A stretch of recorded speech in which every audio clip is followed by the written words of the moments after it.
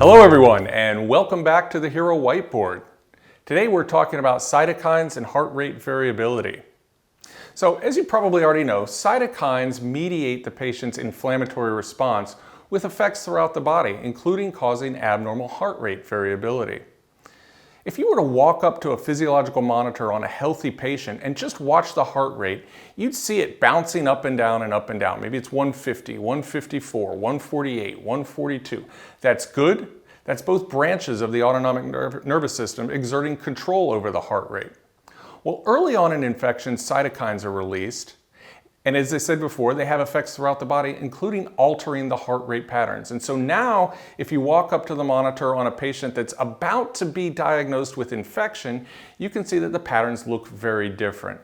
Now, if you were to walk up to the monitor, the heart rate may stay the same, maybe 150, 150, 150 over and over again.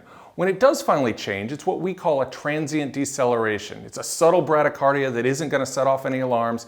Maybe it's a drop from 150 down to 120 and then back up to 150 again.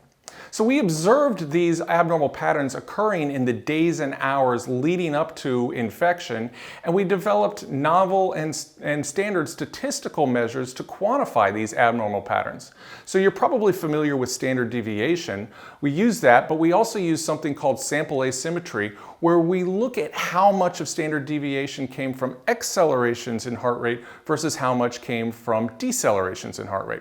We also look at something called sample entropy, which is a measure of repeated patterns in the patient's heart rate, and it tells us what the regularity is and how much chaos there is in the patient's heart rate pattern.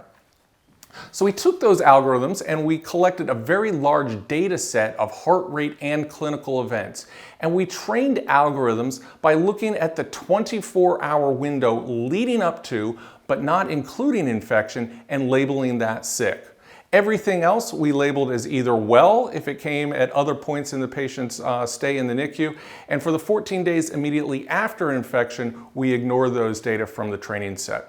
And what we found is that our model fit the data very nicely, with high scores in the model indicating high rates of infection. And you can see that here. The smooth line is the predicted risk of infection, whereas the dots represent the patient's actual risk of infection.